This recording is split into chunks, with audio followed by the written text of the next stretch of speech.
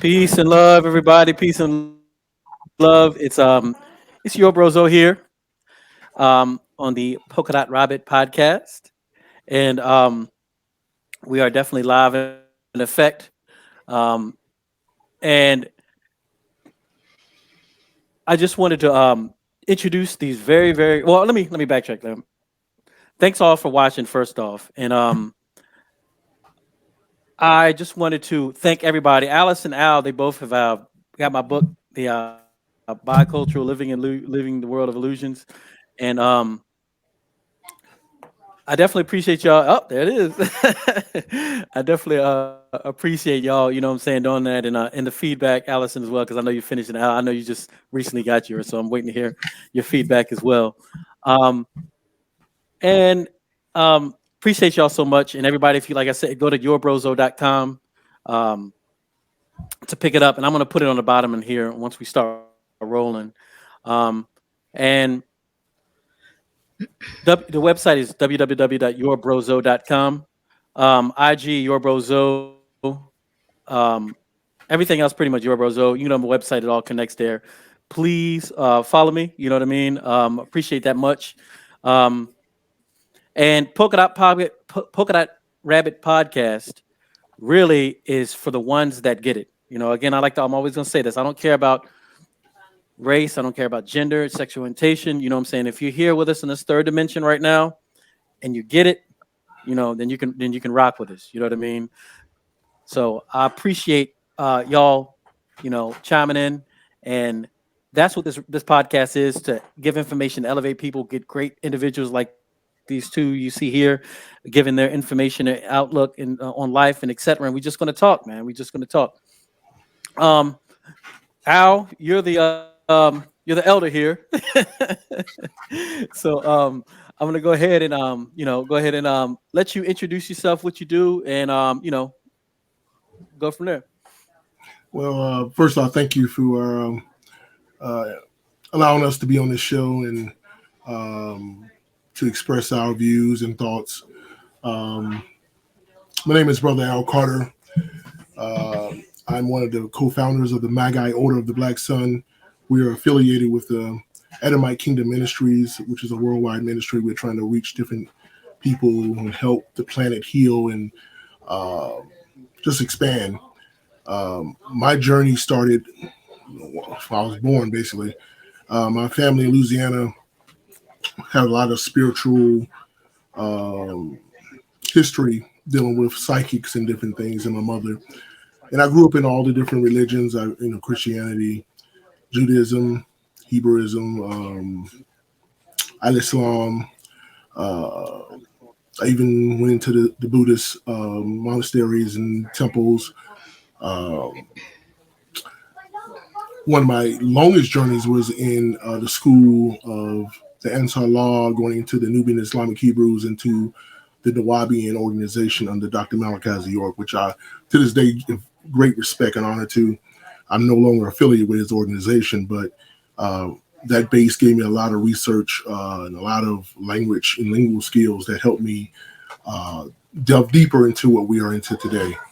Our order today is dealing with the esoteric and occult and spiritual aspects of religion and culture throughout the planet.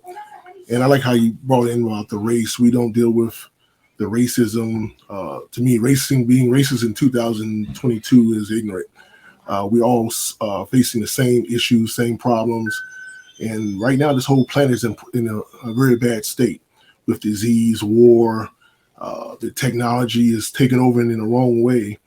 Uh, I just think a lot of people need to be aware of what's going on with our bodies, with our minds, with our spirits, with our children, and our future. So it's just a small synopsis of what I'm about. I don't want to hog up the time. You want to bring in the sister to bring her story. I've seen her doing a lot of yoga. Thanks, Al. Yeah, it's real interesting because I've known. See, Al and I think we reconnected. 'Cause I know for a fact that we pretty much met back in the day, but I don't think it was formally like this. But we've been the same a part of the, I think, our foundational spiritual system in Holy Tabernacle Ministries, the ancient Egyptian order, ancient order Melchizedek. You know, on just talk about the spiritual schools that we were associated with, and Allison as well. I've known for quite some time. Actually, I actually remember meeting you, Allison, at Radford at one of the parties because one of Yeah, your, yeah. my brother and your husbands. I remember that because I think you were doing gymnastics or something, right? Yes. Or something. I I was remember you. I had a scholarship at Radford for gymnastics. Yeah. And Yeah, yeah, yeah, yeah. so And I think that's that how I met if I remember Leo. correctly, Yeah. yeah, I think I remember like it was yesterday. You came to the party. You had something to do. I don't know if you had to wake up early and go to practice, but you left because we were over at my brother's frat party and they were doing all that frat boy stuff. So you know, I've known and been associated with both these two directly and indirectly for quite some time. So Allison, it's your turn. You know what I'm saying? Please explain. Give the folks what you do and how we all. I mean, everything about yourself. Your introduction. Yeah, so my name is Allison Pelot, and I have been in the holistic health uh, realm, helping people get back to the basics of their health foundation for almost 20 years now, through fitness, through nutrition, through holistic lifestyle coaching as well. And, you know, this has been, movement was something I was really comfortable with when I was younger and a gymnast, and I learned that really early on. Uh, then as I got older, I understood more how food and holistic life and stress management works into that and how that translates into a healthy body, mind, and spirit. And so I went to my background is I went to Georgia State University. Actually, I started out at Radford with a pre-physical therapy um, towards a pre-physical therapy degree, and I decided to switch over to exercise science. Ended up graduating from Georgia State University with an exercise science degree. From there, I decided to become a personal trainer. And I didn't want to be a personal trainer at first because I didn't want to just watch people get on machines. I thought that was pretty boring and it didn't really make sense. So I ended up eventually getting into more of a functional performance fitness approach and helping people perform better, but not only perform better in athletics, but also perform better for life. So I helped a lot of people who were older and struggling with some of their foundational movements.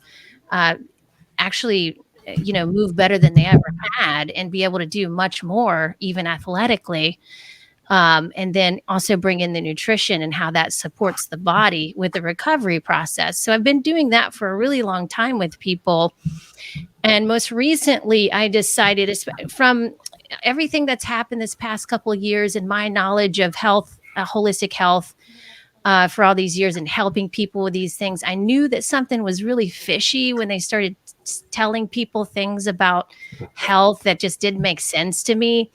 And I could tell that, the things that I had also witnessed with, like, for example, statin drugs and the cholesterol and trying to get people on those kinds of drugs, it was kind of the same strategy and technique that's being used now. And I could see the parallel there.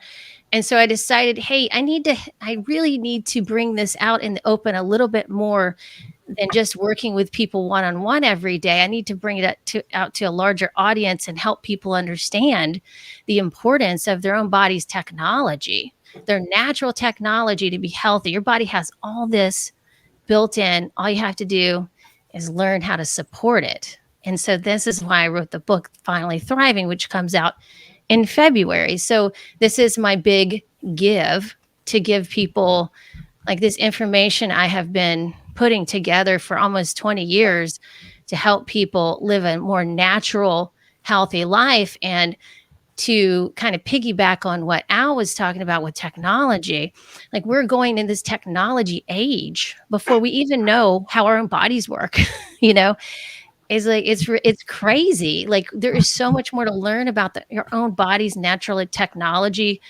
But yet we're really just handing it over to other people. And, you know, before we even just really explore that within ourselves. So this is what I'm sharing with people now, how to align the mind, body, and spirit in their health and wellness practice so they can become more empowered in that. Amen.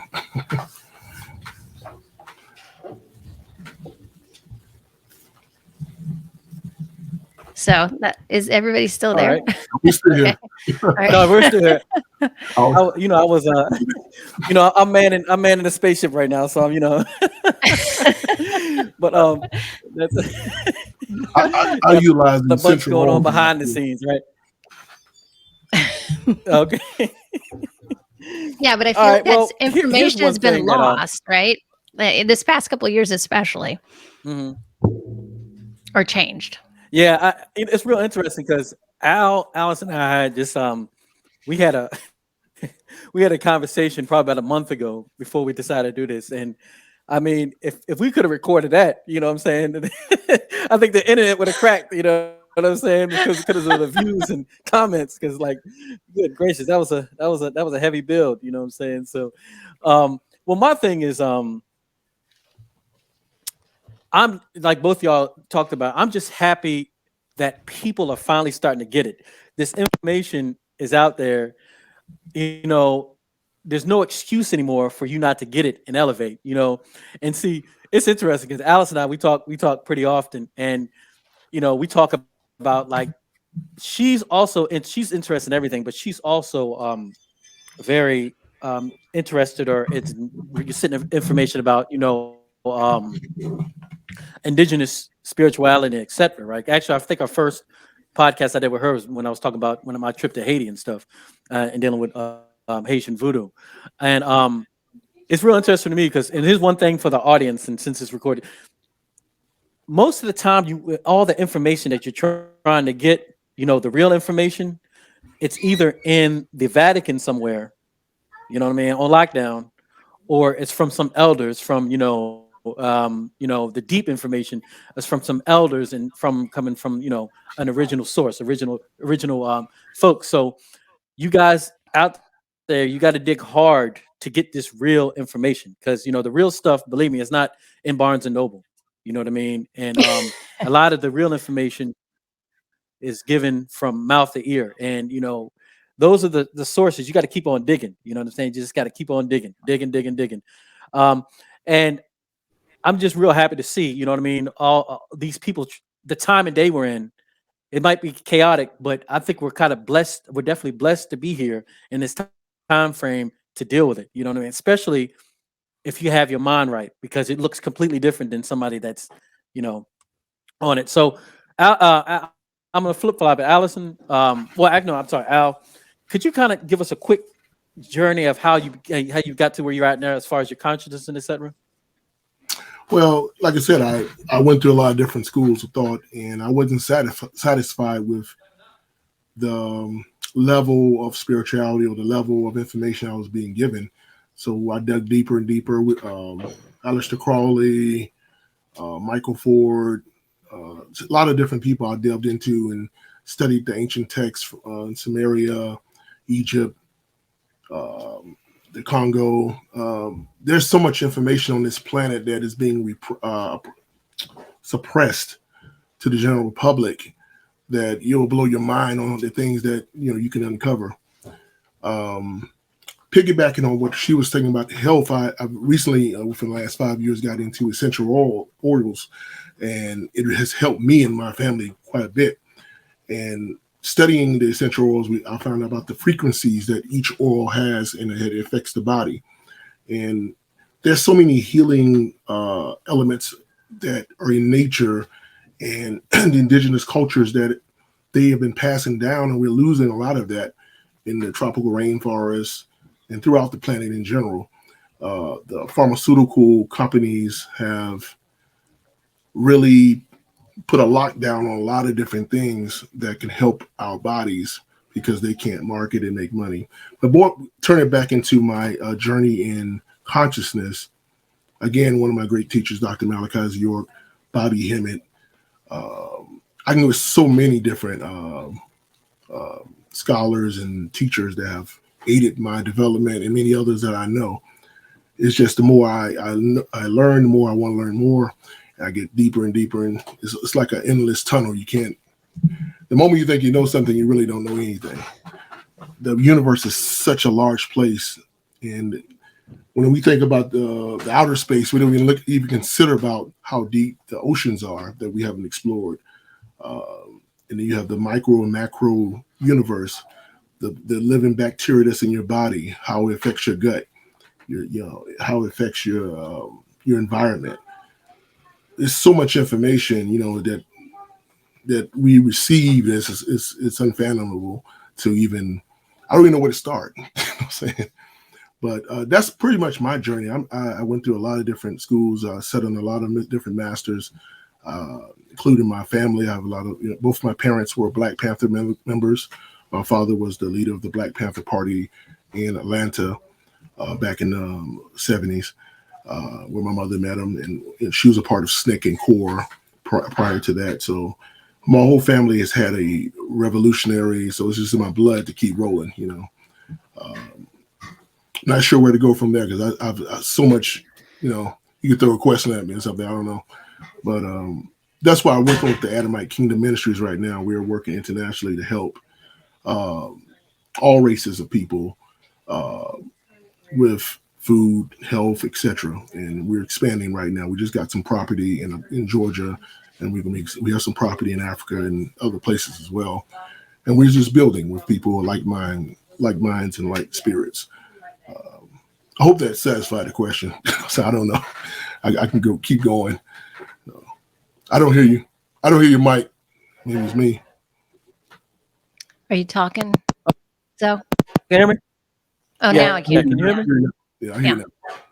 Okay. Can you hear me now? Okay. I hear you now. I think the rap. That's perfect, man. And I appreciate that. Yeah. Allison? Yeah. So what was there an original question? I'm sorry. There was so much there. I'm really curious about Al and some of his stuff, but yeah, go ahead.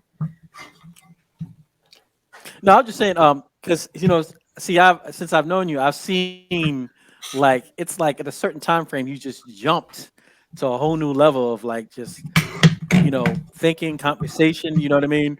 And I was just asking, what was your journey like to get you where you are here, spiritually?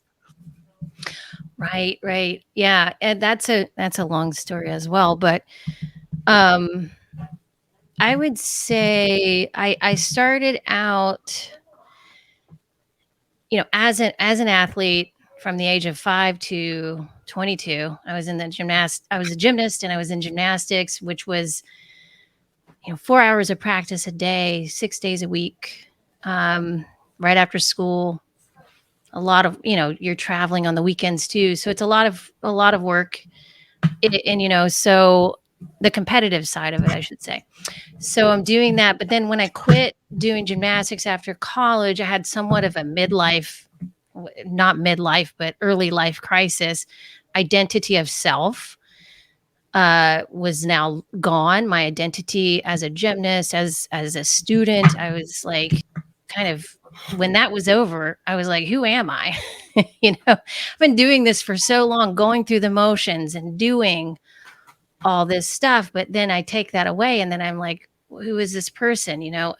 And so I had to find myself. It took a long time. I mean, I'm still I'm still working on it, but I'm now 49. And so, in my 20s, it was kind of a shit show. And then I had kids, and that really changed things. And I had to start taking responsibility for my life and changing my health and approaching it from a standpoint of really owning it. Again, which took some time. My journey is has been more of a self-reflection journey. I started out with the whole holistic health realm, and when I started out with that in my early 30s, this allowed me to begin to start peeling off the layers of all the armor had built up over the years, all of these codependent things I was doing, and just so many things that really get in the way of us even being able to explore our own potential, right? And even knowing, even like getting curious about our health, where we come from, our own bodies, our own human potential as well, what we're truly capable of. So my journey has been that, like, just kind of taking off things that were burdening me basically, and that were holding me back, and creating a lot of self-judgment, self-worth stuff, criticism, all the things we all do. Um, and then really just getting honest about what you really want to be doing and where you want to go with your life. So all of those things happened over the course of probably about 20 to 30 year range there, going through emotional coaching intensives,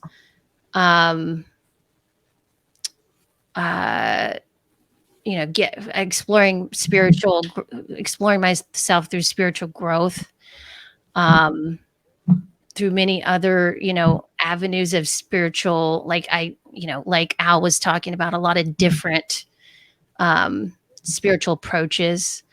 And I grew up as Southern Baptist, and which was a very liberal church at the time in Georgia. It was in Decatur, Georgia, and we even had a gay minister. So it was a very liberal church for Georgia. And Al knows what I'm talking about. That's really unheard of, especially when I was younger. Very And what's that? Very liberal. Very liberal, but it wasn't the liberal that you see today. It felt more like a community, and it was just, it felt more like my community. But so I grew up in a more laid back atmosphere as it was related to religion. My cousins, however, were more of like the fire and brimstone church, and it was a little more serious. Like, either, if you haven't been saved, you're going to hell. And it really scared me as a kid. But anyway, that of course created the opportunity for me to be more open-minded as it related to spirituality and religion. So I approached it that way, and have been very open to learning about all of it. And I've, gone down, learned with Buddhism, learned through different, really through the healing arts was my approach. So that's how I got here today. And, as well, with some of my emotional coaching intensive, just exploring the inner child, and how important that is to connect with the inner child in each of us in order to allow ourselves to play, become curious, stay open to different things. Otherwise we just close off, and life is no fun anymore. So I had to learn how to play again in a way too. Yeah. Yeah, that's and it's so good that y'all both, it's really good that y'all both like explain that, because like now is the time, you know what I mean, Yes. for us to take what we've learned and move forward. You know what I mean? And not only teach people, because if you hear, you understand this now, you're a teacher. You know what I mean? You are a teacher. You were here for a specific reason, and now we're gonna call it the heebie-jeebies. That's why I've been calling it on the show. Now they're throwing this heebie-jeebies I like everywhere, that. and people are all scared. And yeah, the heebie-jeebies. They're all scared and nervous about all this stuff. And I'm gonna tell you, I sit back at all this, and I'm literally pointing at the TV like, can you see what they're doing? It's it's like I've seen the script now since I've seen it played out. I've seen seen this script in at least 10 movies. They've been, Oh yeah, that makes sense. you Yeah. know, yeah, oh yeah, Mhm. Contagion, Outbreak, shoot, even that movie when Under Siege, all these movies, they're telling us what's going on right now. So I'm sitting here looking at this, and I'm like, these people really, and a lot of these people are, they really people these things are fucking idiots. And unfortunately, a lot of people are really just zombies and dead. But like, I'm like, you putting this stuff on TV, and you expect these people to they really believe this stuff? I'm like, to me, it's the biggest joke. You know what I mean? This is, I don't. I'm gonna tell you something. This is a joke, but the Candyman, the movie scared me more than the heebie-jeebies. Real Oh talk. yeah. So here's my question. that scared the hell out of me. I ain't gonna front. But where, and I'm gonna let out. Where do we go from now, Al? It's like if somebody were coming up to you off the streets, you know what I mean, say, "Al, man, this the heebie-jeebies scare me. I'm nervous. I don't know what they're going on." You know what I'm saying? You know, where do we go from now, Al? Thanks You for know putting what I'm them on saying? that. What what's your insight on it? Let me back up a little bit. Also, we kind of skipped over 2012. Mhm. The Oh yeah. Okay. Max and the Mayans and all of them were predicting a time. It wasn't the end of the world. Somebody got the end of the world, but it was the end of an age. And during 2012, we was going into a new age. That new age of Aquarians, and also the sun cycle. If you looked at President Obama's campaign poster, you may want to look at it later on. It showed the rising sun right above his name because they knew that sun cycle will be returning. And if you want to get the heebie-jeebies, if you look at Uncle Anton and look at his face, you look at the rebirth of a pharaoh, and you look at his wife, you see, I think it's Queen Ty. You know what I'm saying? And you can look those faces, you can literally overlap them if you look up the pictures. So with that new age came new energy to this planet. And there's a lot of people who don't want that energy here. They want to suppress that energy, that light within us, that Prometheus. They want to keep that light suppressed. But it's that time again. We have to rise. So it doesn't matter what they throw at us or humanity or this planet. We will rise. We have aiders on the spiritual side. We have aiders coming from other galaxies. We have aiders right here inside of you, your own genetics.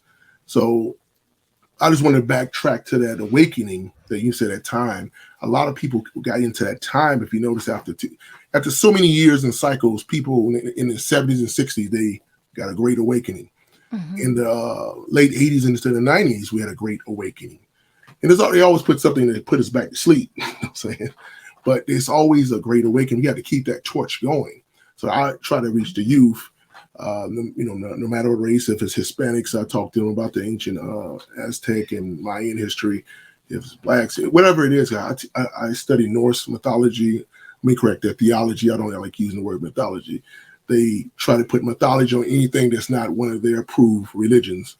You know what I'm saying? That's a Christian theology for Christianity or Judaism, whatever. But if you go outside those three branches, they like to say mythology.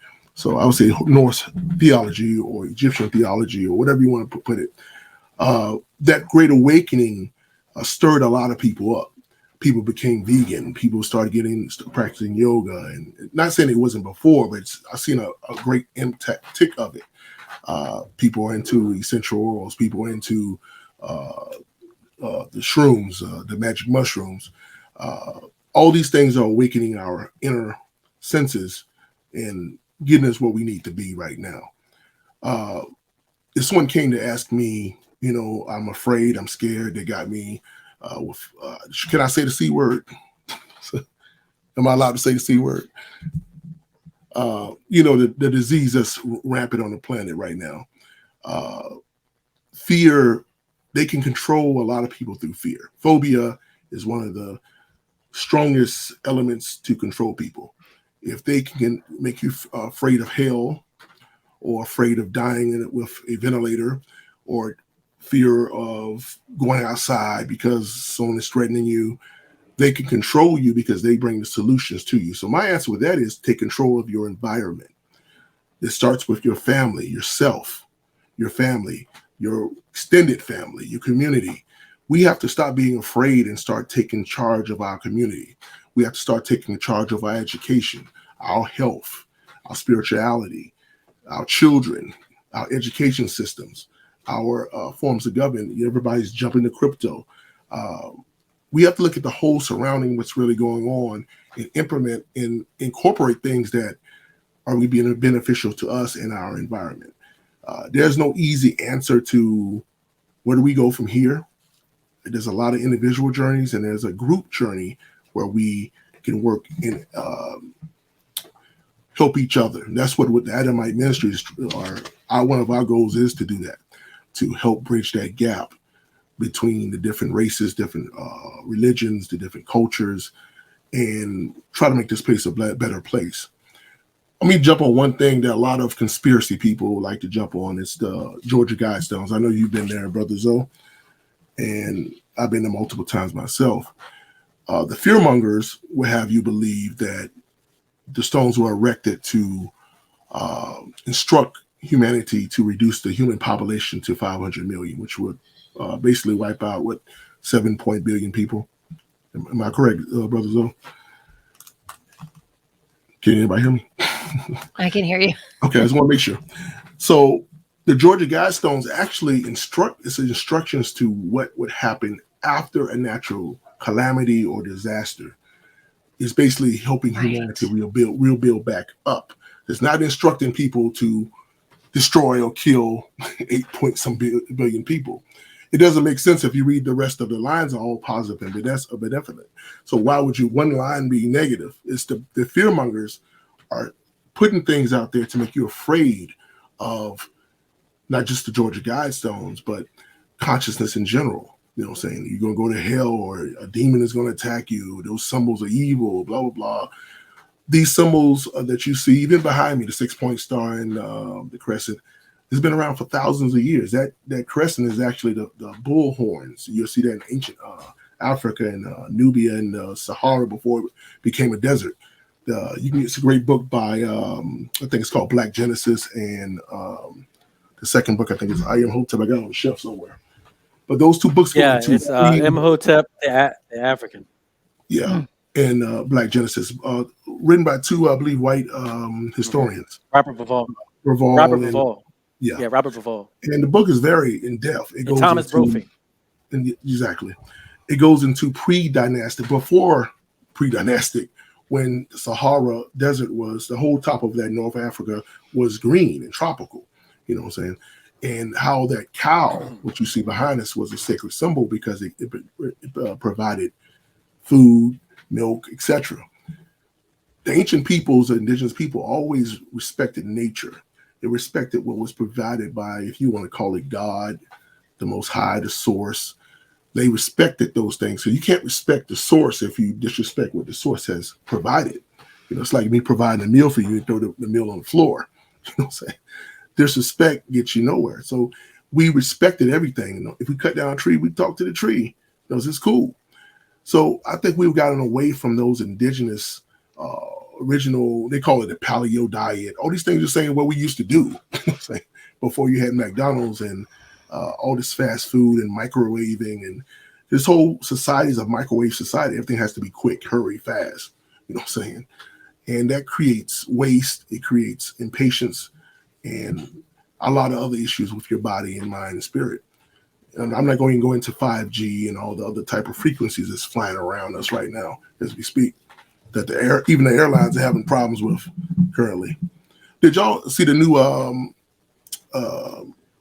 gene that they found in Atlanta sewer water? Y'all hear about that? No, what was it? It's a new gene that that is found in certain bacteria that is resistant to basically all antibiotics, even the most strongest one. Wow. The scientists fear if that latches on to E. coli or another type of bacteria, you would have no hope of survival. Forget COVID. Did I kind of say that word? He just did. No, I'm sorry. It's all right. Forgive me, pharmaceutical gods. But yeah, that's just one of the things, they found recently. And I think they found something in Louisiana with another problem. We have a lot of issues going on. You have these ice caps melting, the glaciers and all this. You have trapped bacteria and viruses been dormant for probably millions of years. And now we want to resurrect them, per se. So I'm just digging all over the place. But the thing is, there is no one way to go forward. But we should go forward as a group, as humanity, because we're all in this together. We're on this big ball, together. You know what I'm saying? So we have to learn how to work together. I'll bring a little story on that. I was at a gun show in Atlanta, and I went to a table with skinheads, and the other side was Nazi, whatever, or KKK, whatever. And the guy, me and him started talking. He's like, "Yo, man, I ain't gonna lie. I don't like ends. I don't like all the derogatory terms he can think of." But he said that I realized they're screwing us all up. And he started giving me websites on where to get different type of loan, what you call a military food store, and different supplies and survival things. I'm sitting there like, well, why is a Klan member teaching me how to survive? But that taught me a lesson that we do need each other. It doesn't matter what we strive to or our ignorances or whatever we believe. We on this planet together. And there's groups of people who don't care about the masses, you know what I'm saying? And I know you was talking about the movies. There's certain societies in the movie industry that put messages out. Our Minister of Information, Seth, was breaking down there's a certain symbol they put on the movie, and they're putting those messages in. And they're sneaking those messages in, you know what I'm saying? And sometimes you're like, wow, that's what's going on right now. You know what I'm saying? So even in the Star Wars trilogy with George Lucas, he was talking about how there's overthrowing democracy and, the tyranny with the emperor. A lot of these things are just being put out there, you know what I'm saying? But I don't want to hog the whole time. Y'all can jump in if you want to. That's good. I love that, Al. And yeah, I think I love that you brought up fear, because that's, I think, the underlying really big obstacle we have to I guess get through on an individual level. There is a mass fear of our bodies, this virus that's out there, all these things that we're, so we get so afraid that we get too afraid to actually live our lives and experience it. And ultimately, the fear of death comes in, and we have not, as a society, made peace with that. It's almost like it's becoming a weird thing. When people die, people are like, oh, they shouldn't have died, or they didn't live long enough. I'm like, well, how do you know how long they should be living? It's like, when someone, we're for some reason in other cultures, they do make peace with that, and it's a part of their culture to actually celebrate that.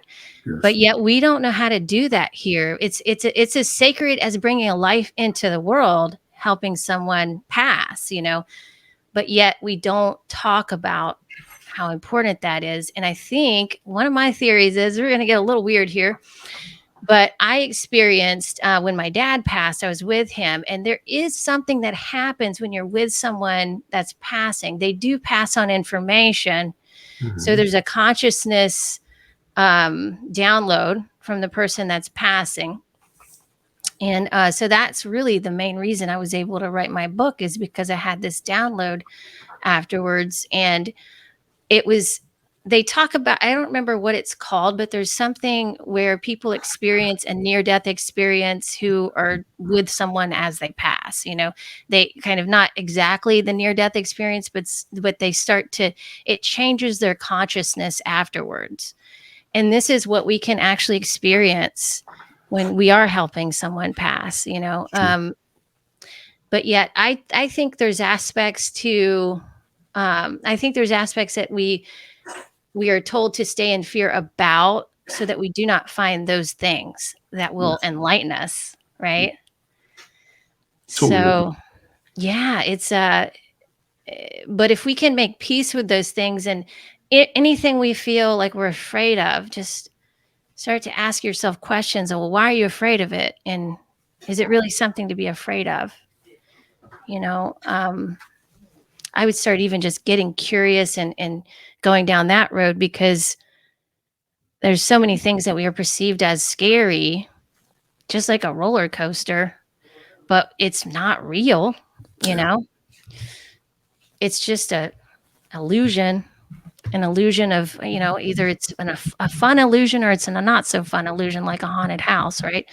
So if we could just look at what we're experiencing that way, I think that would help a lot. Not to say that we're not going to be sincere, you know, human beings, but it's, to some extent, you are creating the reality you're experiencing. So Exactly. really think about that and live with the intention of creating what you really want, you know, is my advice.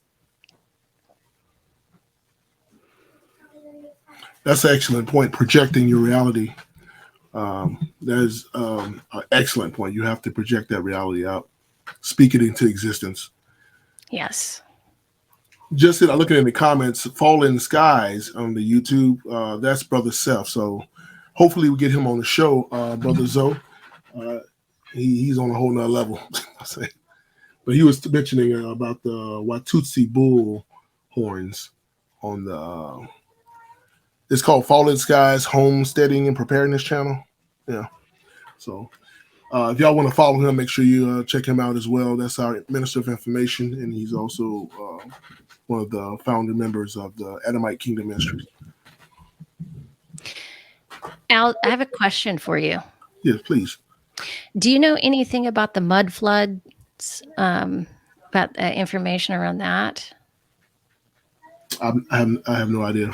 No. Okay. What about Zoe? It's a little bit of a different subject, but Where's that going on? that was back. I mean, so there's this whole thing that we're getting a little bit off topic, but there was this whole thing about the World's Fair and how they were really covering up like real structures that had been there with information. Is it the Tartar? I can't remember the name of it, but the civilization that was there before, but they wanted to make people think that they had built it in the World's Fair.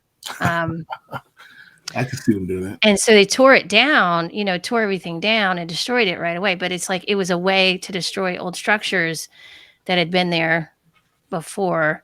And anyway, but Ben Stewart, who is a filmmaker, he has made a documentary, I think, and he has some information about that in there. But I've also heard it in other areas. But it's just it's an interesting thing to think about, the history that we've been taught about, especially the United States, and possibly that that was not correct, and there were other people here before that we way before we knew so I just think that's so interesting. I hear a lot of things about the Grand Canyon as well, areas that we're not allowed to visit because of certain civilizations they have uncovered. When they built the Aswan, go ahead. When they built the Aswan Dam in Egypt, I'm sorry. Go ahead. They actually flooded the whole Nubia civilization. They relocated a lot of people. They actually moved sacred temples, Abu Simbel, and moved it to another location, which is a no-no. And right now, under all that water, there's a whole ancient civilization that predated ancient Egypt. But they do this all the time around the planet to hide things, to suppress information. Like I said earlier, as long as they can suppress it. And the Earth has been around. I mean, humanity's been on this planet so long. They're really suppressing our history and things that we have already accomplished. From the thing is, right now we're depending more on technology than spirituality. That's like an artificial spirituality. So there's one time we could just telepathically communicate. Now they make you FaceTime or whatever we're doing right now. Right. There's times in our past where we can just go into a meditative state and we're on a chat right now. You know what I'm saying? we've lost a lot of those abilities based on diet and environment and different things that put on us. Vaccines. Did I say that word? Oops. Yeah, that's good. Okay. That's not the PBGBs. Long as I didn't say which vaccine. Oh, I got you. Yeah, right. There's many of them. Yeah. But they do affect you. A lot of people don't see the, absolutely. and I want to make sure about vaccines, but a lot of people don't see the effect of vaccines because it doesn't happen sometimes right away. It may take 30 years for you to have an autoimmune disease based on that vaccine you took as a child, or, some type of cancer or muscular issue. Now I won't go into that because that bring a nice red flag over here. So, but I just wanted to express that what you're saying is very probable and plausible, because there's certain people don't want us to know our ancient past or our ancient stories and the real information that would free us. Because right now we're being in bondage to these Luciferians that want to keep us suppressed. They want to keep us under their control. It's kind of like the Matrix. We're just living batteries to support their system that keep it going. If we all just walk up one day and say, I don't need Walmart. I don't need, this or that. We live off the earth. We just need each other. How about that? Their power would go away overnight, but the mere fact that we need to tap into them, and when I say them, there's a lot of them, gives them the power. You know what I'm saying? You can see the power of the people. It sounds like my parents, not power to the people. You can see the power of the people because you can go to these stores and see based on what people want. Things are changing. The foods are changing. I get ketchup now with no high fructose corn syrup in it, from Heinz. You know what I'm saying? They could have been did that. You know what I'm saying? But when people start demanding better, that's when the world is going to produce better. But as long as we are going with the flow and everything else, you get what you ask for. That's very true. Yeah, I mean, No, go ahead, Allison. Are you sure? Okay. Yeah, I was just going to add that I agree with Al on that 100%. Like, think about Whole Foods. Like, where did Whole Foods start? I mean, it's different now than it started, but it started out really highlighting local farms, right? In the area that they were in, and making organic food like very trendy, right?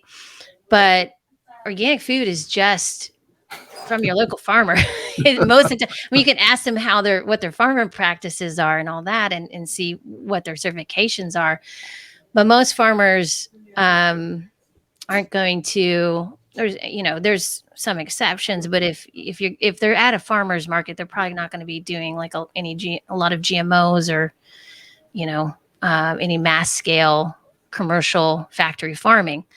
So it's getting us back to our relationship with our food, knowing, really talking to the people who grow it or growing it yourself in your own backyard, learning how to do that.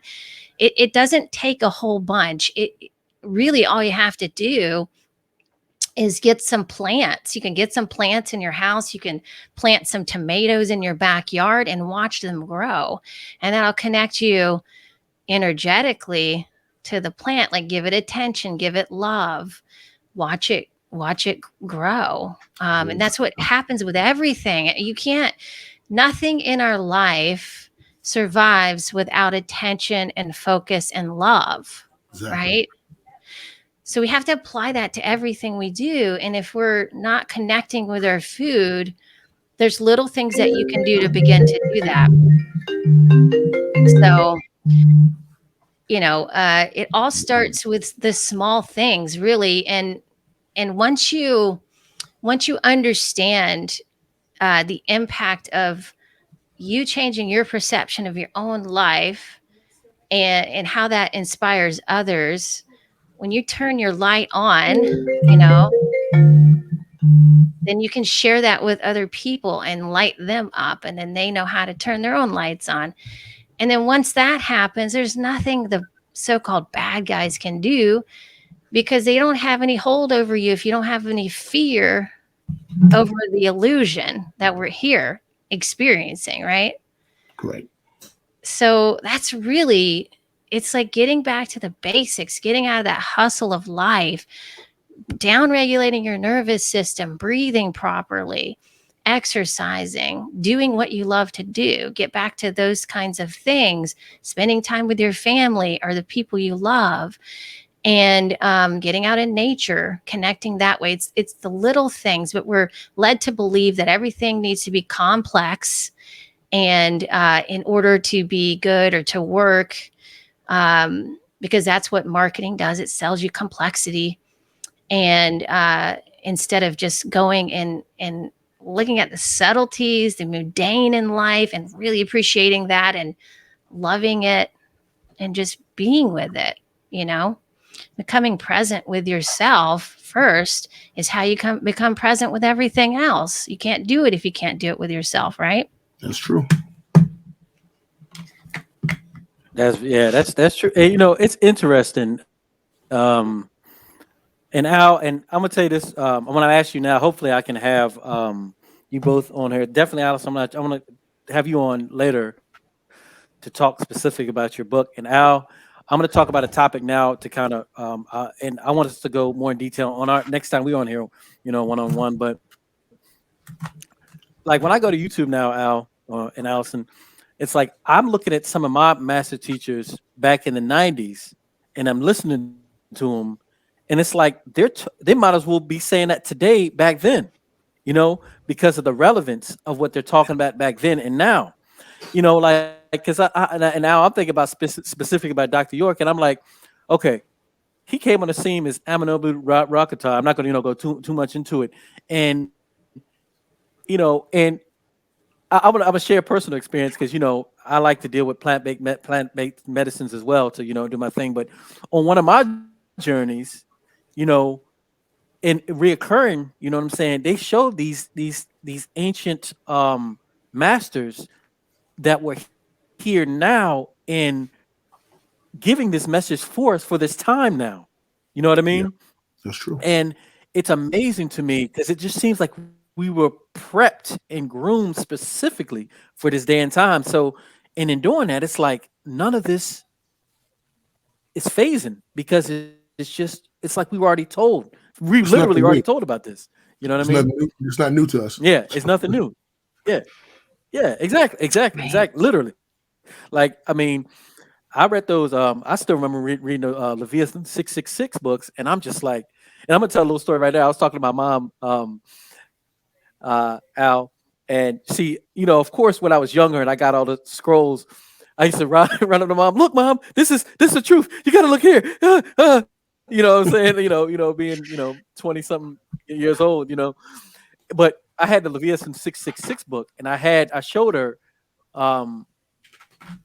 that page when Doc was talking about the missiles hitting the World Trade Center. You remember that?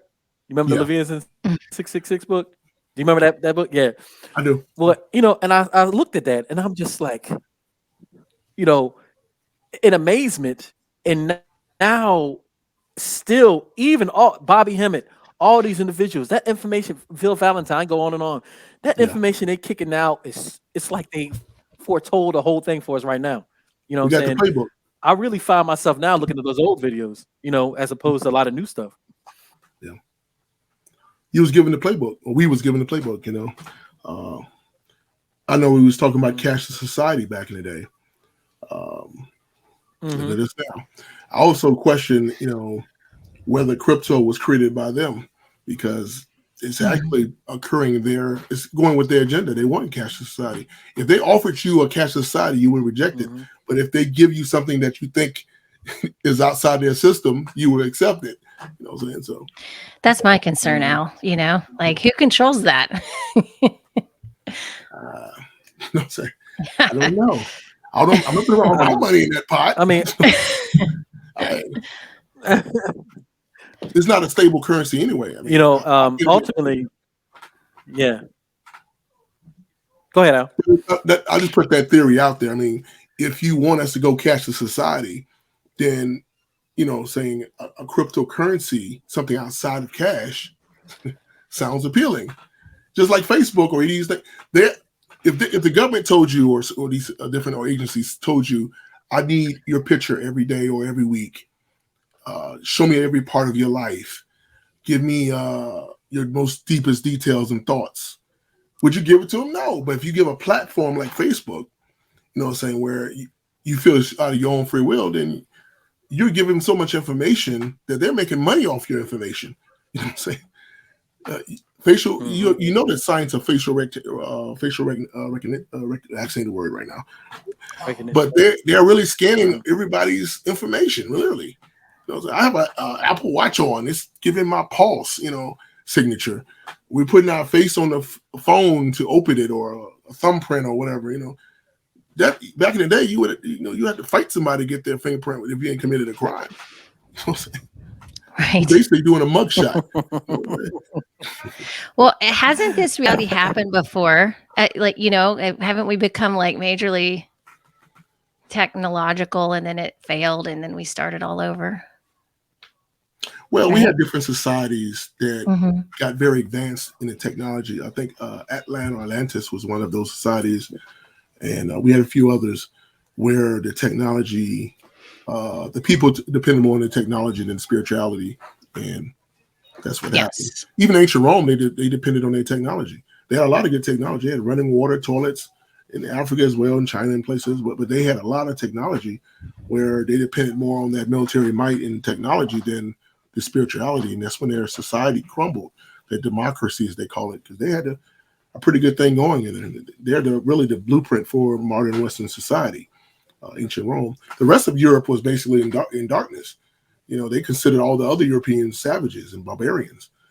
The Germans were considered barbarians, the Britons and all. It was like, no, you know what I'm saying?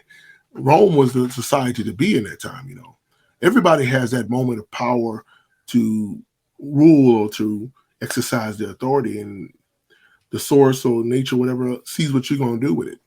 And when you misuse it, you know, it is what it is. You know what I'm saying? And right now, America has that authority. You know, go ahead. Because we were looking at Ukraine right now. I was just saying it was interesting. I was saying about Russia right now. Yeah, I was just. It was interesting. Oh, go ahead, Al. I'll let you finish. We doing the same thing. It's like we're in a loop. Right now, you know, it's a delay. We got a slight delay. Yeah, the Western media is pushing about Ukraine, right? And will Russia invade Ukraine? You know what I'm saying? But the reality is, the only reason why we're worried about Ukraine is because of their natural gas pipeline, because that's the part where Russia sells the gas. It sends it to Eastern Europe or Western Europe, and that's their moneymaker. They're trying to cut their finances, basically. And the whole thing with the wars in the so-called Middle East with Syria and all that is because they're trying to pipe the natural gas from Afghanistan and bypass Russia to Western Europe. So it's all about, you know, saying commodities and different things they can sell. It has nothing to do with people ever. Trust me. It's not about liberating nobody or helping nobody. America doesn't care about Ukraine. I'll be honest with you. You know, but they do care about it's being the hub for natural gas going into Europe. You know what I'm saying? So it's just showing you how things play game. But you was finna say something. I cut you off. Go ahead. No, you're good. No, what was I gonna say? No, I just think it's I think it's just really interesting. Here's one of my things is like kind of going back about not only since you said earlier about the cycles of time, the sun cycles, etc. It's like now we're in a certain time. And it's like metaphorically speaking, you know. Actually, let me go back. I do remember I was going to say. I was watching Sister Myra Moss. She was talking about that the people that had that rule planet that were supposed that were given the time to rule this planet. Yes, sir. Because it's a new cycle, they've their cup running full of, you know, all the sin, all the murder, everything they've done to all you know, all these people on it. You know what I'm saying? And you know, and specifically for the longest for the melanated people, you know, all these people that they've done to all this stuff on this planet, they've hit their apex, their top. And now the things that you see, like I was watching, and y'all all saw that Arbery, the brother got murdered down in Yeah. Brunswick. Brunswick, Georgia. And I was sitting there watching originally, and I was just like, oh man, they're gonna get off, because I'm just so used to always seeing that. Yeah. And thing I'm sitting there watching it, and then I see, oh, the district attorney got caught for covering stuff up. You know what I Hmm. mean? And then, oh, and they started connecting the dots. And next thing you know, those three jokers are in jail. You know what I mean? Because they Hmm. murdered somebody. Back in the day, I didn't think I'd ever see that. But Hmm. now it's that there is a change, there's a shift. Because like Al said earlier, people ain't studying. They don't care about like race. You know what I'm saying? You look at now today, a lot of these people are like I think me and Allison were talking about before. We were talking about before. Like you look at TV now, every time you put in a commercial, it's like interracial couples. You know what I mean? Hmm. And even in my book, when I talk about the chapter, I talk about America the Great Divide. There's such a small fraction of people, that really care about that old stuff. That stuff's dying away. You know what I mean? We're all the ones that get it. I keep on saying that. We're all getting to the point, and we're just evolving to truly embrace and become embrace potential as true, real human beings. You know what I mean? And Yeah. the day and time we're in, that is just beaming all that energy down onto us for all to evolve. Mhm. I agree. Going back to what Al was saying about 2012, people talk about 2012. Oh no, it didn't happen. The veil wasn't lifted. The Mayan calendar was wrong. I don't think it was. I think you have to take it in small amounts. Because if all this stuff went down and we found out about all this stuff at once, it would be way too shocking and traumatic for most people. The veil is getting thinner and thinner, and we're able to see the man or whatever it is behind the curtain, like in The Wizard of Oz. If you watch that movie, you're going to see all kinds of symbolism that relates to what we are experiencing right now, as well as the Alice in Wonderland book. And, it's just this huge illusion. But so that's what the mind calendar was talking about. This density that we're in is going to become less dense. We're going to move more to connect with our energy bodies, our subtle energy bodies, our Hmm. emotional bodies, our mental, spiritual bodies, more the ether of ourselves, our essence, Exactly. as we get into this, because yes, it was very physical for some time in a 3D reality. Now we're moving into 5D and higher, but it takes like Yeah. phases, right, of people developing in their growth, and everybody's on different schedules here, but it's happening, like Zoe says. It is happening. I've seen so many people that I would never have thought that would have these a certain perspective change like they have, and it's like, wow, like things are really changing. And so I believe that what is being done is not going to be able to take hold. That's just my feeling. I feel like we're going to see the light at the end of the tunnel, although I think 2022 is going to be shocking for the people that are not aware of what's happening yet.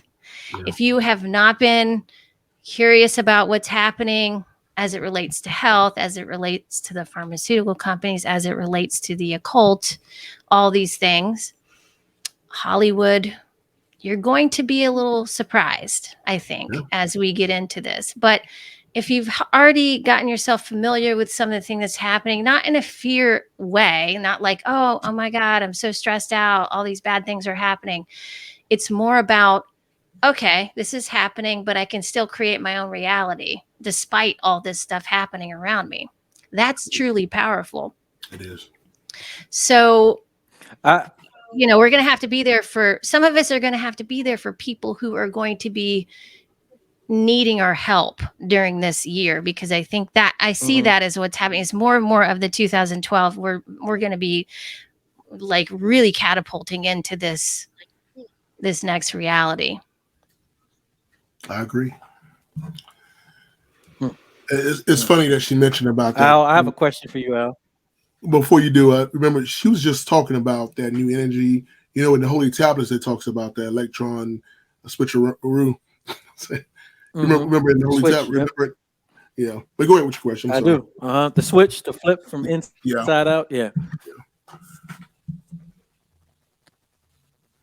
So I got a question, Al. Like, Bobby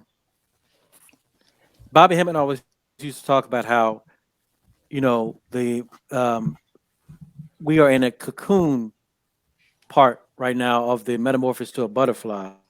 You know, my question is, and I remember the doc always talked about turning yourself inside out. Are those somewhat similar?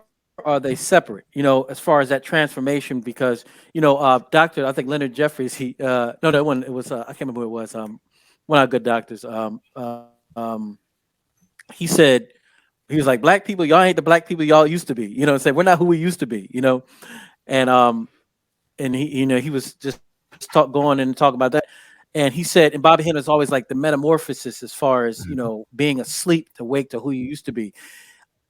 Is that similar as far as metamorphosis is happening to the awakened, the sleep, you know, the people that fallen from sleep and turning yourself inside out, like Doc was talking about? Is that something similar, or is it like completely separate?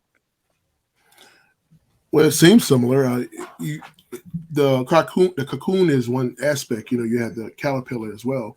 The caterpillar stage, as you're crawling, you know, you're getting the beginning stages. You're on the bottom, and once you have enough material where you're able to put an environment where you can close in and just deal, because in the cocoon, you're only dealing with yourself. You're not dealing with the outside world. So it's a time when you're trying to get your money and everything. You're the caterpillars crawling along. And when you get yourself prepared enough where you can go inside, that's where the transformation happens, is when you created that cocoon or shell around you, where those outside forces, those outside thoughts, those outside frequencies are not coming into you. So you can, like you said, transform into that butterfly. You know what I'm saying? The property we used to be on used to be called Tamaray, right? I said this before. Tamaray was a place of transformation because the word Ta means earth, Ma means water, and Ray means gas. So you were going from a physical to a gas. You're transforming inside out. You know what I'm saying? That's why we did the Magaraj ceremonies of going inside the labyrinth and coming out. You know what I'm saying? So those were just practices, physical practices that we were doing. Because even in magic, when you go into the magical fields, a magic wand, a crystal ball, or a talisman, or whatever, or runes, or whatever, all those are just mediums to help your brain concentrate your energy or your magic into one little thing. So us doing those ceremonies were just physical ways of getting us mentally prepared to go inside out. We didn't need a black pyramid. We didn't need the labyrinth, but we needed it then to discipline our minds so we can physically, you know what I'm saying, to do it mentally. So a lot of those things that they were talking about, we'll catch on now, because like she was saying, that transformation is happening. Whether you don't even have to be taught some of these things. People are waking up saying, you know what, I don't want to eat meat no more. I don't want to do this no more. I don't want to, you know, I don't want to gangbang no more. I don't want to be in the corporate office no more. You know, I'm leaving. This is happening all around the world. People are like, I don't want to do this no more. You know what I'm saying? Something inside is awakening within them. And it's not for everybody. Everybody's not meant to be awakened at this time. You know what I'm saying? People have their time of awakening. It could be just your voice. Somebody hears your voice and say, you know what, Brother Zoe, something's happened, man. Or they read your book. You know what I'm saying? This book right here, this might transform some people. Or Allison's book that's coming out. What's the name of it? Finally Thriving. Yeah, you got to put your punch in. If you're finally thriving, that's a transformation. You know what I'm saying?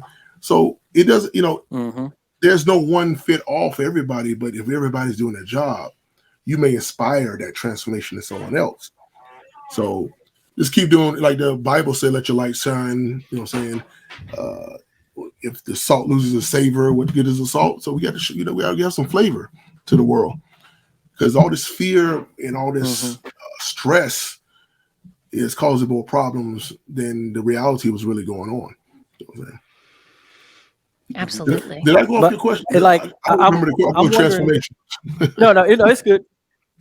No, yeah, no, you're good. But it just seems like all this effort in these people doing this thing for so long, it always seems like there's no retribution. You know what I'm saying? There's no get back. You know what I mean? Because these men and women, because they have all this ancient information.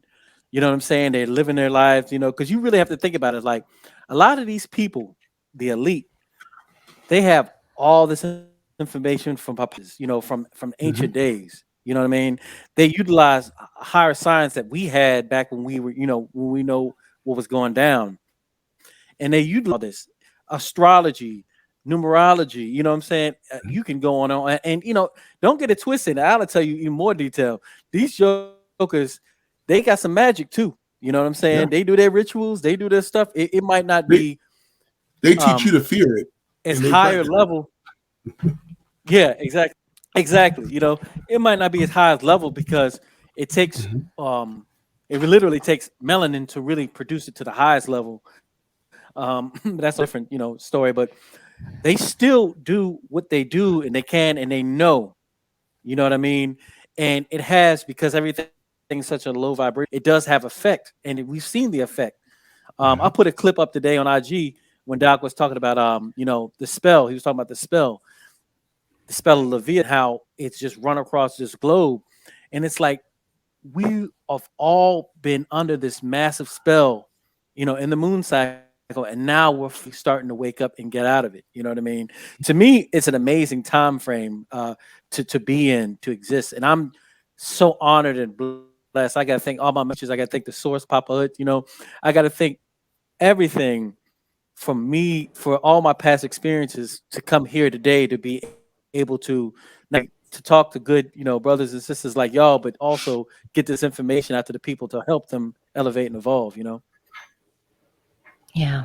Yeah, it's true. Yeah, we're here for each other, to support each other right now, because it's just reality has been flipped around into something else that people don't recognize anymore. So, and compassion too, because there may be people out there that get the heebie-jeebie and they regret it afterwards, and they're like, oh, why did I do that? Well, we have to be compassionate for those people that felt like they also made a mistake, or they're having a hard time with it, or they get sick afterwards.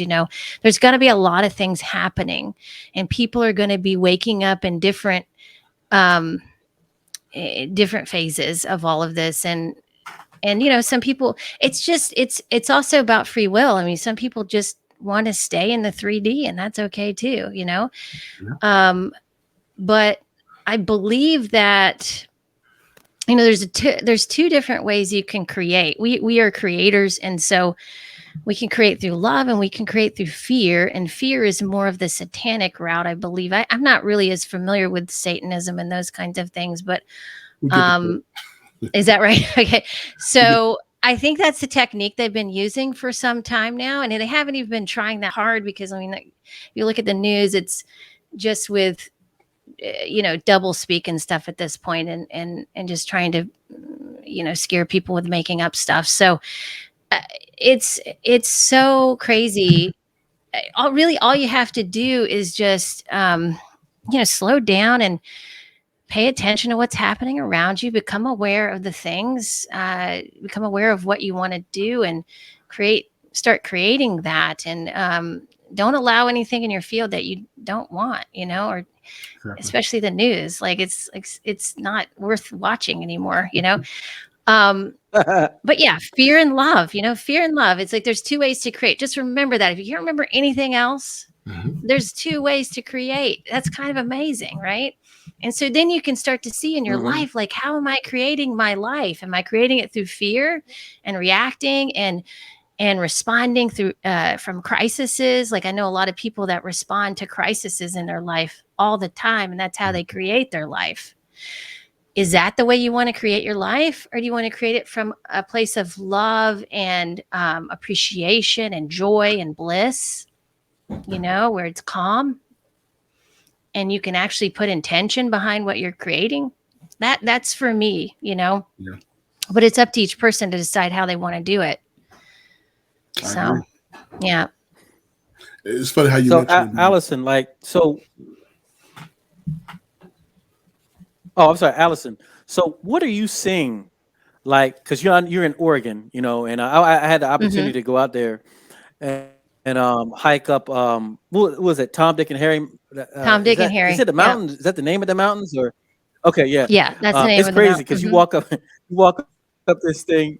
Okay, you walk up this thing, and then once you get to the top of this mountain or whatever, this peak, you see what are those three mountains called? I mean, don't they have a name for it? Like Mount Hood, Mount mountains? Adams. Yeah, those, and I think Mount St. Helens is within view as well.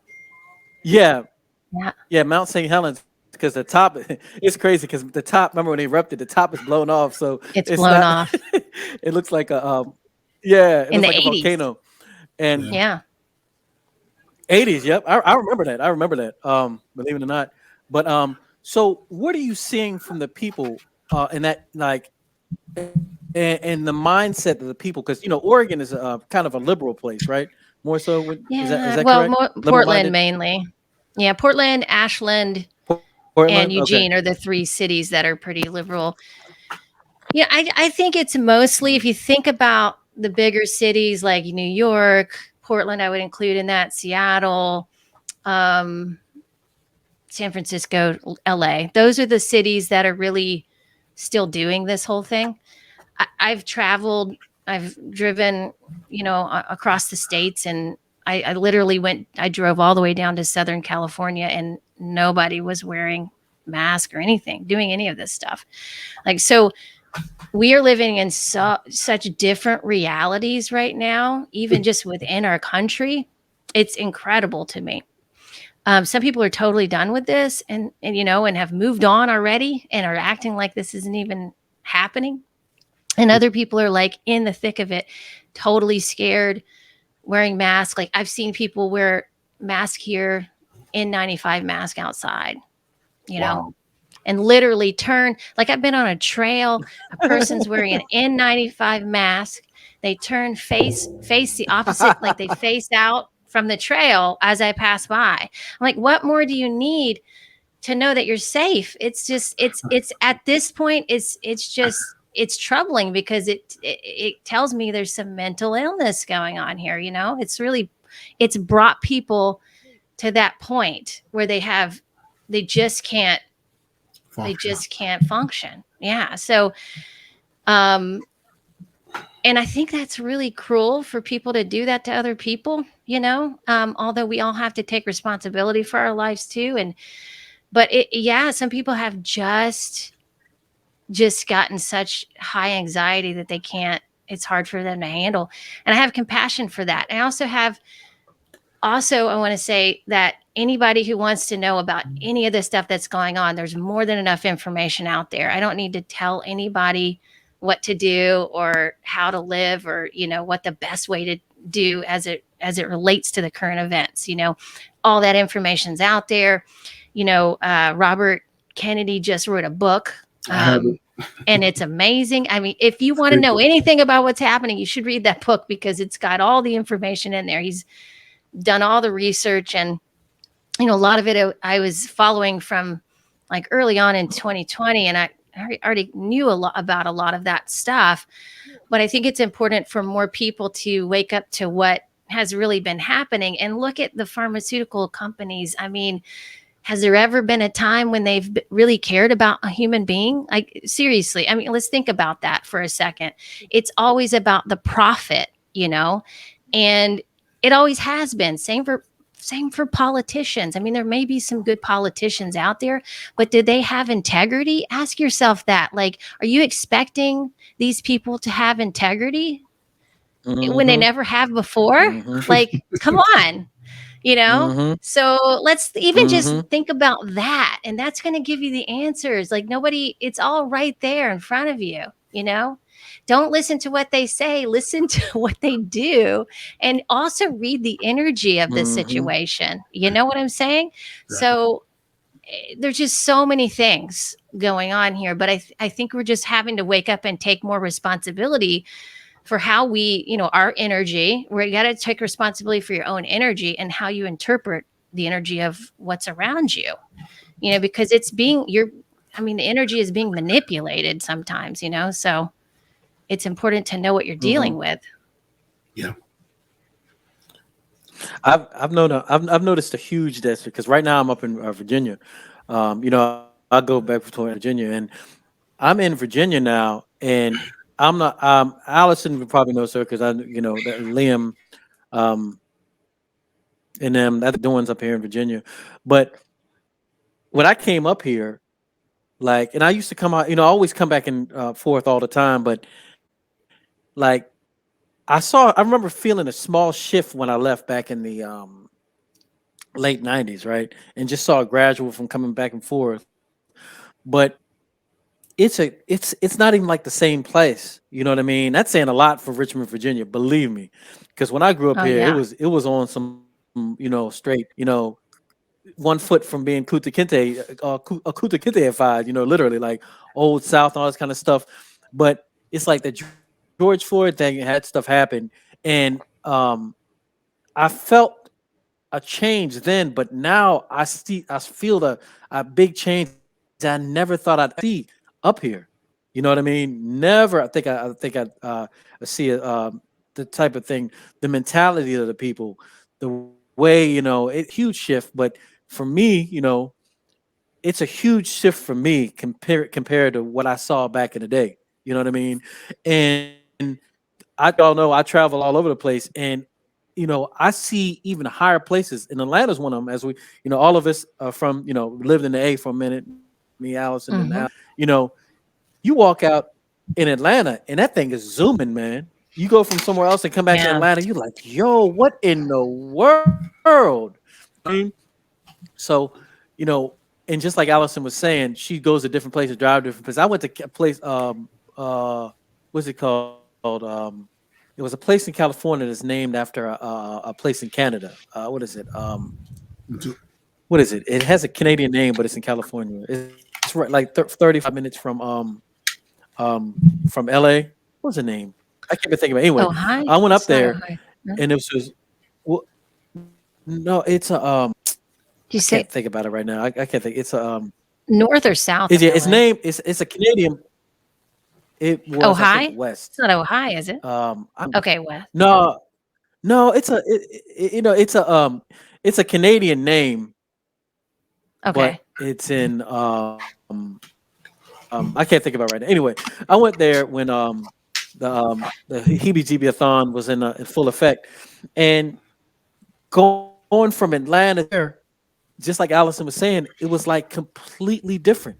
Atlanta going around Hmm. doing their thing, partying, having a good time. Yeah. You go there, and this old man Stewart, he was having a hard time carrying a stereo. I said, "You need some help?" He's like, "No, no, no, no." You know what I'm saying? It's just Oh amazing wow. how different things are. Yeah, yeah. It was Yeah. like it was amazing to just see how I different don't know. things are. West Coast has been hijacked. It's totally been hijacked. Mm, mm. I mean, the And now they South coming to is Atlanta, going right? to be the South's going to be the South no matter what. It's grounded. There is an energy there Mhm. that is very old, um, and nothing's changing. Nothing change. Nothing changes there. Mhm. But that's good. That's really serving for now. I mean, Atlanta is, of course, a thriving city and it's very progressive. But Georgia, and all the southern states, they have, it's not. I mean, they're going to keep going, right? They've got a certain level of resilience there. They also have Republican governors. That too. Yeah, that's true. It really surprised me when I heard that, because I'm from Atlanta, so I like, wow, that would be unprecedented if, you know, it became a Democratic state, because it never was when I lived. I lived there all my life. So, but yeah, so and going from a place like Atlanta, which energetically is a very grounding place.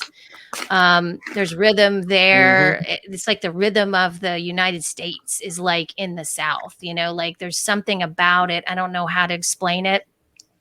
You go over to the West Coast, Portland is like a vortex. There's vortexes here. There's one in Shasta. So it's really close to Portland. And so what it does is it amplifies anything that you're experiencing, right? So if you're experiencing anxiety, it's going to amplify that, right? So that's a problem. Now, so that's why we have to really own our energy, right? And so that's why I think a lot of, also you've got Hollywood on the West Coast too. So, although there's some conscious media coming out and more of that's happening, which I'm really excited about. But yeah, there's just it's just really interesting to kind of compare the energy of the two sides there, the two areas that I've lived in, because I could tell a difference when I came out here. There was a lot of people who are not grounded in reality, or just not grounded in general. I mean, there's different realities, but and I think that's maybe because of the vortexes. I really don't know. And maybe people out here haven't been taught the older energy of just really I just grew up very grounded, you know, in nature, and growing up in Georgia with bare feet, you know, just running around. So can't get more grounded than bare feet. That's right. Climbing trees.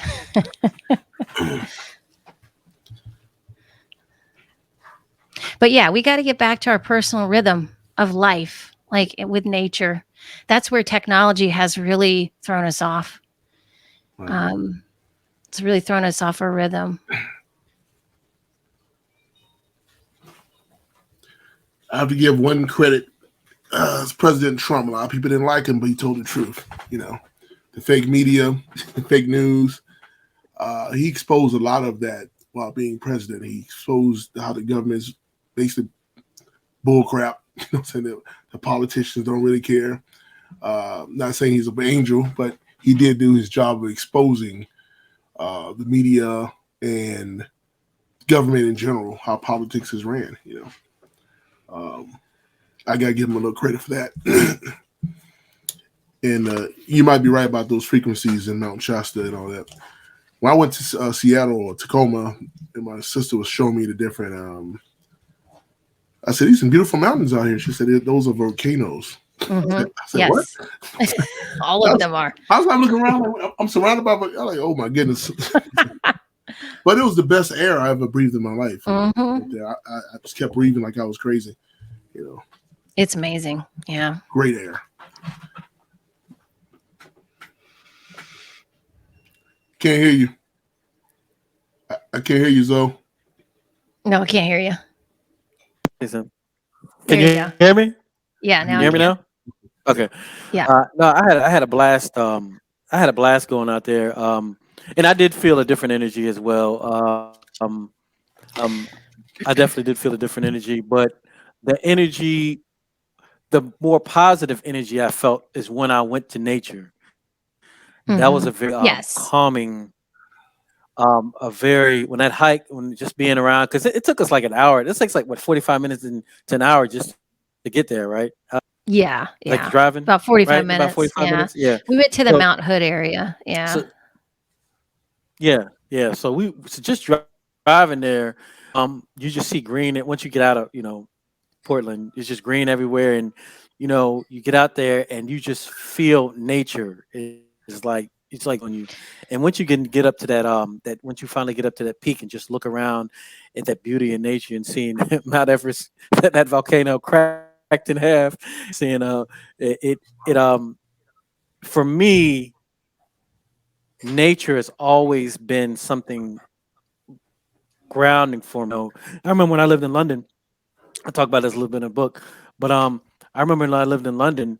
In London, if you live in a city, you got to go to the parks to see trees and stuff. That's it. Mm-hmm. Mm-hmm. When you're walking around, you're Mm-hmm. walking on concrete, and you know what I'm saying. That's right. So I used to physically feel sick being there, and like once a week, I had to just go to Hyde Park and just sit there and like hug a tree and say hi to the bumblebees, whatever, you know what I'm saying. But literally, and going back to y'all saying, yes, it is so important, and that's where we're going back. We're reconnected to nature. That's another reason I think they're trying to, destroy it. Yeah. Yeah. And I would say that Portland is You know what I'm saying? beautiful. I love it. It's really wonderful people here too. Um, yeah. So there's things that are going on here that definitely are in transition and not so great, but and have changed over the course of the year, two couple years. But for the most part, yes, it's got clean air, beautiful nature. You can access lots of wonderful nature experiences out here, and I really am grateful for it. I'm also grateful for the people that I have actually connected with this past couple of years during this so-called crisis. Hmm. Um, and so there's a lot that I want to put that out there, that I am very grateful to be here. And there's also things that need to be addressed and figured out, because like when Trump got in office, like I'm not for any politicians. I'm not, pro any politicians, because I think they're pretty much coming from the same place, same agenda. But yes, Trump did really shed the light on something. He was Hmm. maybe I don't know if he's trying to create the chaos, but he definitely shed the light on things that were happening that people maybe weren't aware of. And it blew he blew people's minds out here. They just couldn't handle it. And so I think that was the first start of all of this. And that led into COVID and that stuff too.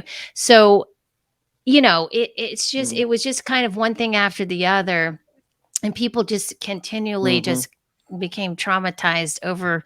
I don't know why you would ever let politics, have that much hold over your life, but people did it, and I saw it. I sat there, I was like, wow, I couldn't believe how emotionally charged people were getting over that. Fear. um yeah, I mean, exactly, Mhm. exactly. So this is what we're here to do, is harness that energy of the fear, turn it into love, transmute that, because it's like, do you want I don't want to live out of fear. It's not fun. Maybe fun at first, but like then it gets old after a while. So yeah. Hmm. Well, like I said, um, I want to get both of y'all on here individually. Al, I definitely want to hear more about the Adamite King. How do you say it, Al? The Adamite kingdom. You need to bring in Seth. Fallen skies. He makes me like a Oh no, small no, fry. yeah. That's the brother you gave me his number, right? You gave me Yeah, his he's number gonna be already, mad right? at Fallen skies. Yeah. Uh-huh. Yeah, I think you said that's the brother's been commenting too, right? Yeah, Fallen skies. Homestead. Okay. I'm gonna link up with him. I'm definitely gonna have him on here. But I'm gonna talk to y'all both individually later on, because Alice, I'm gonna talk more in the detail of the book, and I'm gonna hear more out about the Adamite kingdom. And Al, we're gonna talk about a whole slew of things, man. And we might even go extraterrestrial on them. You know what I'm saying? Uh oh. So, and uh, like Alice and I have numerous convos connecting Oh the yeah. dots. So it's yeah. But That's the anyway, whole subject. uh, um, it- yeah, I can't wait to talk about it. Now look, the Nazis and the ETs, right, Allison? Yeah. Yeah, No, you would never put those things together, Nazis, but reptilians, and rays. yeah. Men in black. Yeah. um, Men in Black. Here we go. And look, the medic risk. Okay, I got to throw that in there too, right now. Yeah. but but but in parting, anything you want to say, Al, about because I did put up there about the Adamite kingdom. Anything you want to say in parting, just about anything going on? Well, like I said, we have some property in Georgia as well as in Africa in different places, and we're cultivating that for those transformational periods. For humanity in general. Um, I think we need to take our shoes off, put our feet on the ground, and ground ourselves. Get back into make that cocoon moment where you go inside, as you mentioned earlier, and make that connection to your inner self and transform. Uh, like Allison was talking about your food, make sure you get the proper food and research things. It's on the back of the packaging. They don't lie to you half the time. They tell you what they're giving you. I'm big on essential oils. I'm a Young Living essential oil distributor. If you want to get with me on that, I can get you diffusers and all that good stuff and oils. I put it on my feed and everything every day. But we do have to ground ourselves and get the right nutrients and supplements and herbs to combat this biological weapon they have out here. One of it is just in the mind, but they do have things that are killing people. And we need to make sure our immune system is up and our body is up and, and our brain is up. We have to think properly, think positive, get that fear and, like she was saying, make it love. That's just two different frequencies, and we definitely need to be on the higher frequency of love. And people want to talk to me, they know where to find me on the different social medias. Brother Zoe can tell you. Make sure you get her new book coming out, and make sure you get this book right here. I heard another book is coming out soon. I'm sure he'll let us know. I'm saying, but that's all for now. Yeah. Yeah. The second book's actually done. The good sister Ishay, she proofread it, and I got my man Gary Lama. He was in the Reset little documentary I did. Allison was in that as well. That's it's definitely coming. You know what I'm saying? It's really talking about my story. It's like a continuation for this book because it's like my story of how I became conscious and all the people I met and a lot of experiences I had. So um I wanted to tell Can't y'all wait. because off camera before this a month ago, Al and I we were all talking. Me, Allison, Al and I were all talking, and they were talking about how they literally got the heebie-jeebies. They got the C thing, and they were they were hemmed up. And I was I was sick a couple times, but I was never nothing that I didn't feel different. But lo and behold, 2 weeks ago, what I'm saying, I got hemmed up. And but the interesting thing is that I start feeling sick. Um, you know, I start feeling sick, and as soon as I start feeling sick, started taking the brother Tony Drake stuff, Platinum VK, all natural thing. I started taking it, and I just kept on taking shots, drinking water, taking shots. Right. I had a fever for a day, and then the third day, I never had chest congestion. The third day, fever went down, and I was pretty much back to normal. But for about 5 days after that, I just had this fatigue. You know what I'm saying? It's like I didn't Mhm. want to get up from the bed. You know what I'm saying? I remember I having was that laying there. too. I was like, Yeah. yeah. I was just like, I didn't want to go, out to the store. I was just sitting there like, yo, this stinks. I wait, but that fatigue was like on me. Yeah. But Hmm. the thing, thankfully, I was taking care of myself, eating and exercise and stuff, and also I know to take herbs and stuff. So besides the fatigue, it was nothing new that it wasn't. I shouldn't say new. It wasn't nothing I knew my body couldn't beat, and it did beat it. So that formula, eating right, what I'm saying, exercising and stuff. I'm sticking with that before I get any type of other type of help. You know what I'm saying? Nature's my Hmm. help. Hmm. You know what I'm saying? So, Yeah. Allison, on your end, I know you got your book, and I know you got you got your fitness. Could you talk about what you got going on, and we can kind of close it up? Sure, sure. Yeah, my book is all about how to tap into your own body's technology. Basically, all the things I've learned, almost 20 years of or more of uh, helping people get healthy naturally.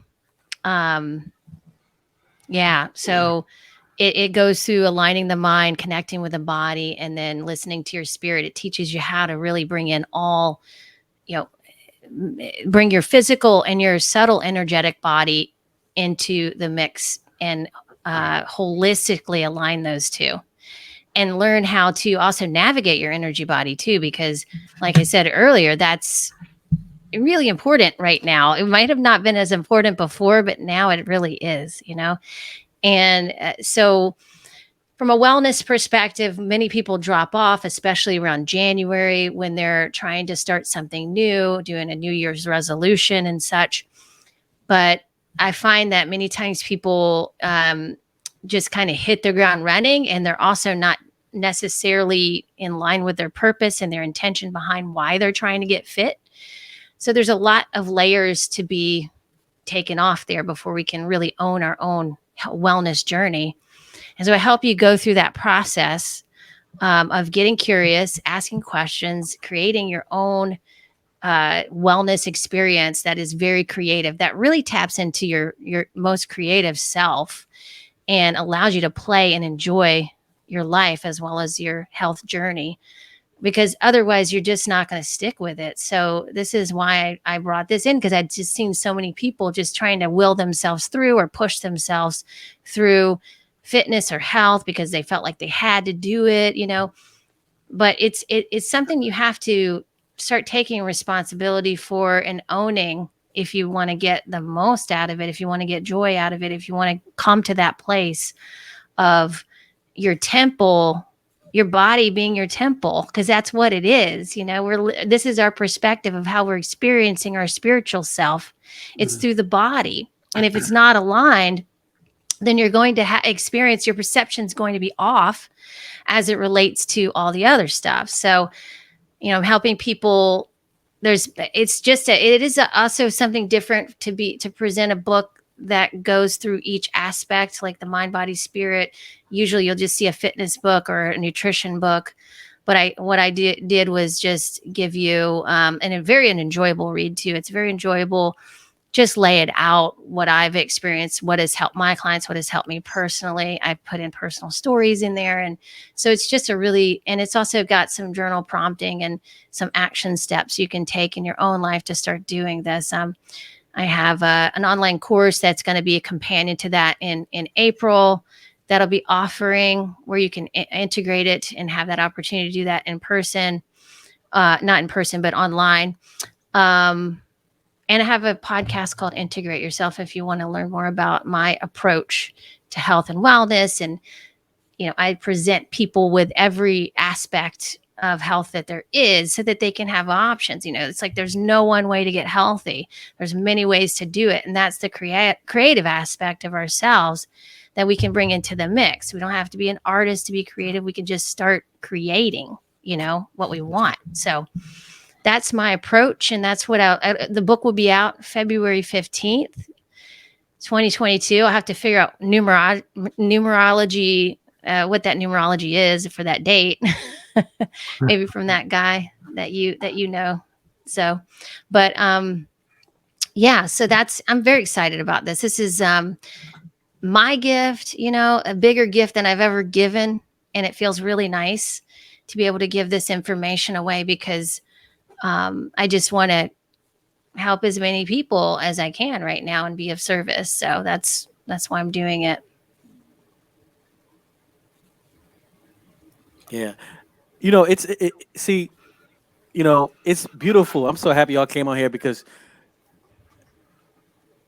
just like John Lennon said, imagine, you know what I mean? You got these, you know, three different individuals here, been different parts of life, look different, but we're all connected on the same higher vibrational positive message. You know what I mean? And that's what the main thing about, I'm gonna keep on pushing with the polka dot the you know, the polka dot rabbit podcast, is that I want you to go down that rabbit hole. You know what I'm saying? Read, research, study. You know what I mean? Go down because I'm telling you, just like the White Rabbit or the Matrix, just like Alice in Wonderland. And you can some of the mushrooms Hmm. too. They'll help you out. They'll help you. That's right. That's Alice in right. I did see that you a can do some of mushroom the on that do your DMT. rabbit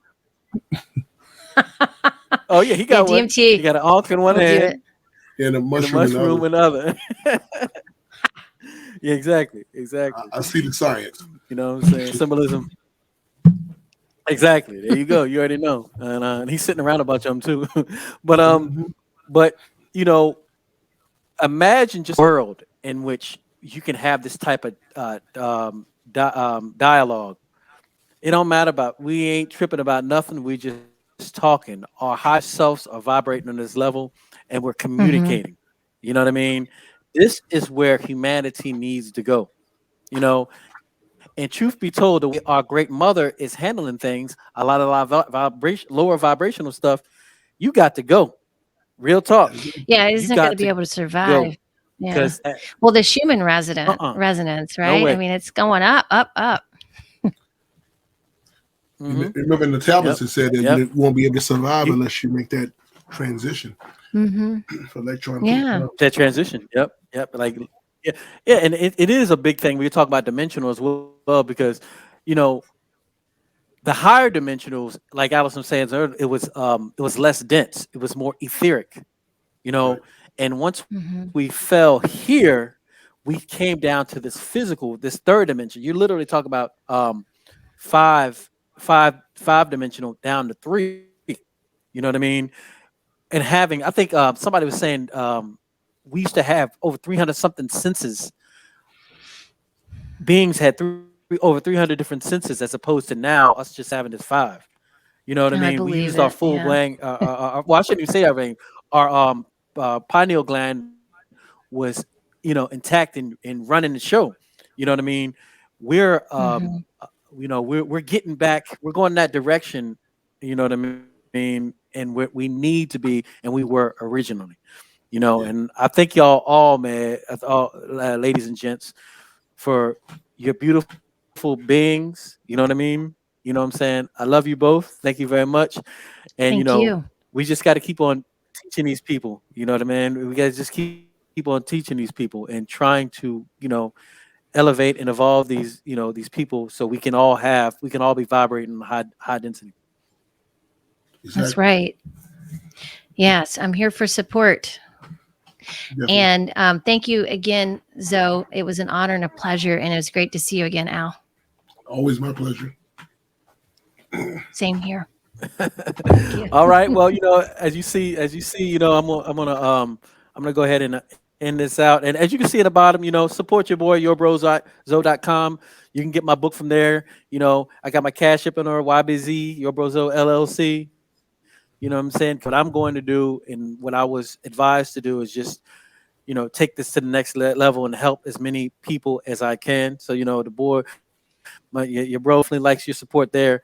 And then please follow the website. I'm sorry, go to the website. Follow me on YouTube, Instagram, Yourbrozo. It'll come up. And I'll also follow these two good people here. Um, but besides that, that's it. You know what I'm saying? And I will do an edited version of this on my YBZ, my Yourbrozo page as well. So, I thank y'all much again, and peace. Eternal. Thank you. It's a pleasure. All right, y'all be good. You too. Bye. Peace. Oops. Okay.